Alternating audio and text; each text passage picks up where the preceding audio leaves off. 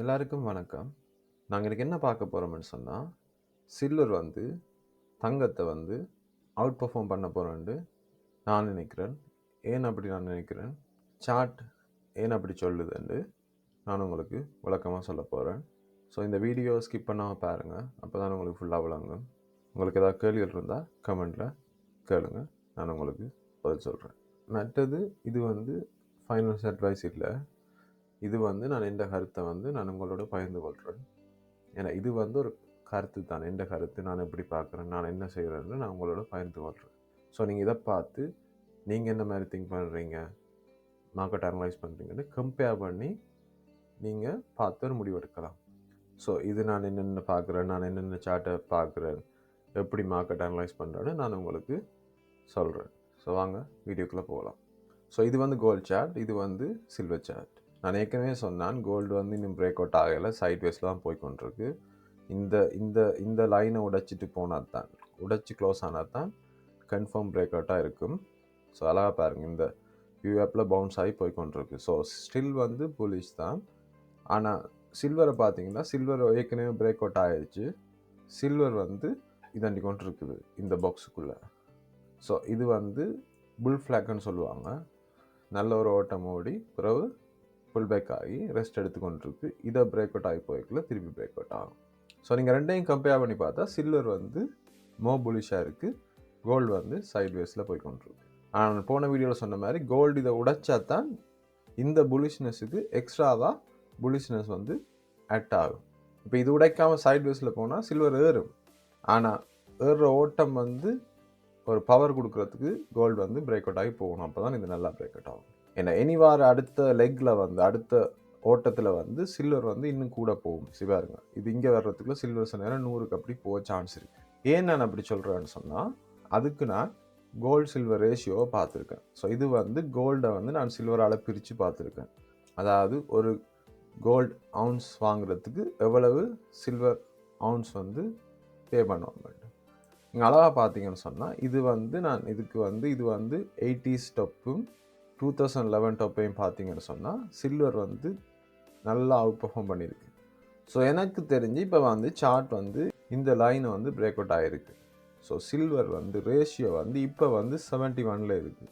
அது வந்து 45 இந்த லைனுக்கு வர சான்ஸ் கூட இருக்குது. ஸோ நியர்லி 44 45க்கு வர சான்ஸ் இருக்குது. இப்போ அடுத்த வார புல் ரன்னில் இப்போ இதை உடைச்சி கொண்டு போகைக்குள்ளே எப்படி பெர்ஃபார்ம் பண்ணுமெண்டா இந்த சார்ட் வந்து நல்லா கீழே வரும். அப்போ அது என்ன சொல்லுதுன்னு சொன்னால், கோல்டை எவ்வளோ ஏறுதோ அதை விட சில்வர் வந்து கம்பேர் பண்ணக்குள்ளே பெருசாக ஏற போகுது.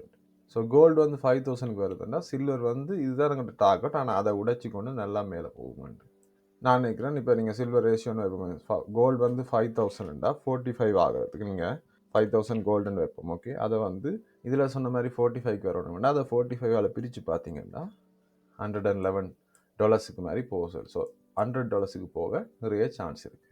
ஸோ அதனால தான் நான் சொல்கிறேன், நான் வந்து சில்வர் வந்து இப்போ கூட ஏறுறதுக்கு சான்ஸ் இருக்குது, அதை தங்கத்தோட கம்பேர் பண்ணி பார்க்கும்போது. ஸோ இதுதான் இந்த ஸ்டில் டார்கெட். இது வந்து இந்த டார்கெட் வந்து 3 to 6 months. அது எப்போ நடக்கும்னு தெரியாது. ஏன்னா இது வந்து 6 month்ல நடக்கலாம். ஸோ இங்கே போயிட்டு ஒரு 2-3 மாதம் இப்படியே சுற்றிட்டு அடுத்த 3 மாதத்துல இப்படி நடக்கலாம். எப்படி எங்கே நடக்கும்னு தெரியாது. ஆனால் இப்போதைக்கு என்ன டார்கெட் வந்து கோல்டுக்கு வந்து 5150, சில்வருக்கு வந்து 71. ஆனால் 71 நான் நினைக்கிறேன் நியர்லி 100க்கு போகும்னு நினைக்கிறேன். மற்றது ஏன் கோல்டை விட சில்வர் அவுட் பெர்ஃபார்ம் பண்ணணும், நல்லா பெர்ஃபார்ம் பண்ணுமென்னு சொன்னால் அதுக்கு நிறைய காரணங்களும் இருக்குது. இண்டஸ்ட்ரியல் டிமாண்ட் வந்து கூடிக்கொண்டிருக்கு. ஏன்னா சில்வர் வந்து க்ரீன் எனர்ஜி, இவிஸ், 5G, இப்போ ஏஐ டேட்டா சென்டர், அதுக்கெல்லாம் வந்து சில்வர் ரொம்ப முக்கியமானது. அதனால தான் அமெரிக்கா கொஞ்ச நாளைக்கு முதல் சில்வர் வந்து கிரிட்டிக்கல் மினரல்ஸ் லிஸ்ட்டில் வந்து சேர்த்துருந்தாங்க. சில்வர் முக்கியமான ஒன்றாக இருக்குது. இப்போ நீங்கள் கம்பேர் பண்ணி பார்க்கல, அதாவது 80ஸ்ல அந்த மாதிரி சில்வரோட டிமாண்ட்ஸ், அதாவது சில்வர் கிடைக்கிற வீதமும் சில்வரோட தேவையும் வந்து கூடிக்கொண்டிருக்கு. அது இன்னும் கூடும். இப்போ சில்வர் ப்ரைஸ் மேலே போகிறதால நிறைய பேர் இன்வெஸ்ட் பண்ண தொடங்குவாங்க. ஸோ இன்வெஸ்ட் பண்ணுறதுக்கு சில்வர் கூட போகிறதால இண்டஸ்ட்ரியலுக்கு குறைஞ்சிரும். ஸோ அந்த டிமாண்ட் கூடிக்கொண்டு தான் இருக்கும்.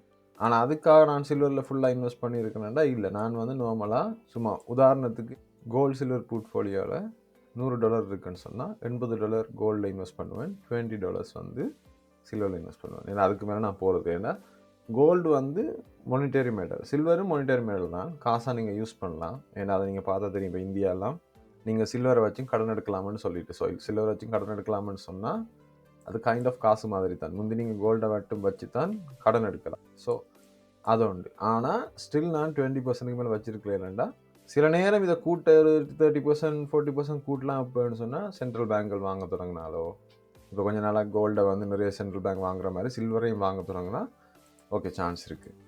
ஆனால் என்னை பொறுத்தவரை ஒரு ரிசெஷன் வரப்போகுது.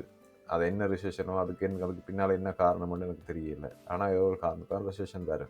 ரிசெஷன்னா எக்கனமி வந்து டவுன் டர்ன் ஆகும். அது யூஎஸ் மட்டும் இல்லை, குளோபலாகவே எக்கனமி டவுன் டர்ன் ஆகும்.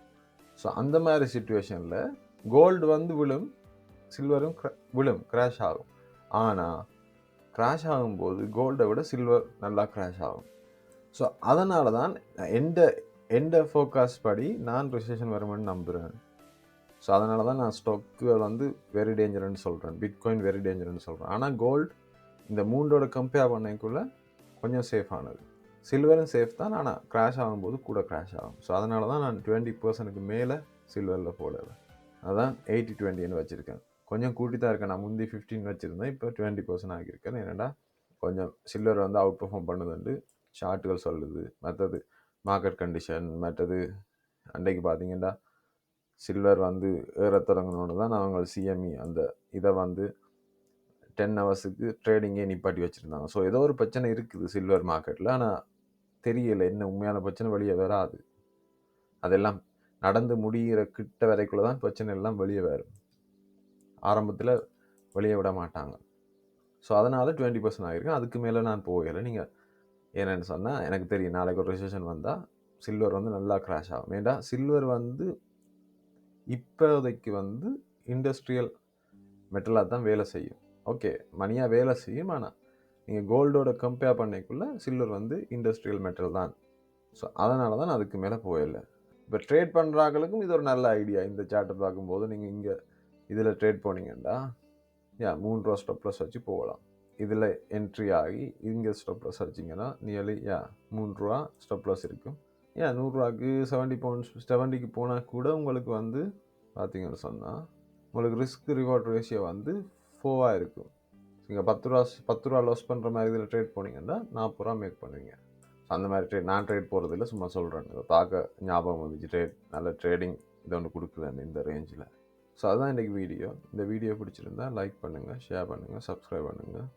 உங்களுக்கு ஏதாவது கேள்விகள் இருந்தால் கமெண்டில் போடுங்க, நான் பதில் சொல்கிறேன். ஸோ அடுத்த வீடியோவில் சந்திப்போம். நன்றி, வணக்கம்.